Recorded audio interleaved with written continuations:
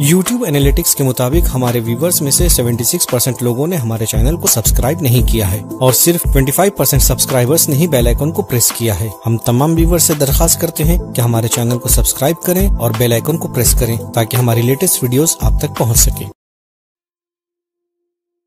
آیت اللہ سیستانی کے والد محترم جناب باقر سیستانی اولیاء خدا میں سے تھے۔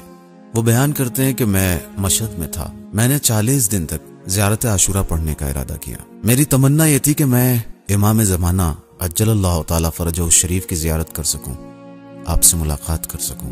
لہٰذا میں نے یہ عمل کرنا شروع کر دیا۔ ہر روز مشہد کی الگ الگ مسجدوں میں زیارت عاشورہ پڑھنے لگا۔ آخری ہفتہ آ پہنچا۔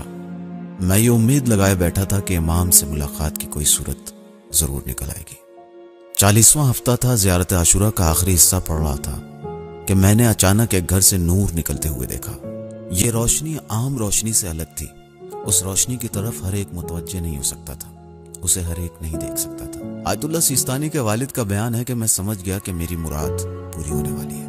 میں نے تیزی سے زیارت عاشورہ ختم کی اور اس نور کی جانب دوڑا۔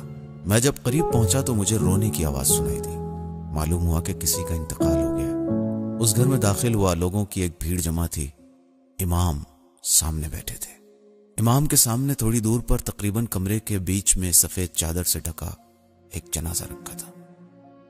ایسا لگ رہا تھا کہ آج ہی کسی کا انتقال ہوا ہے اور لوگ تشییع جنازہ کے انتظار میں ہیں۔ آیت اللہ سیستانی کے والد فرماتے ہیں کہ میں جب داخل ہوا تو میں نے امام کو سلام کیا۔